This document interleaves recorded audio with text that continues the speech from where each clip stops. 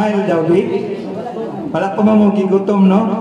Unya na ta mag-snack sa Ma'am Grace, Sir Rotel, Sir Wing, sa Mendro team, sa tanan nga naakaron membro sa asosasyon dari sa mga farmers, may buntag usab no.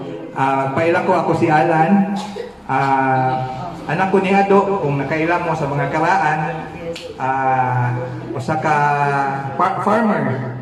So usa ko ka advocate kana bang naiginaduso nga kana bang idea para makatabang sa atong komunidad. Ato ang tool sa gani Bisaya sa tool hinagiban o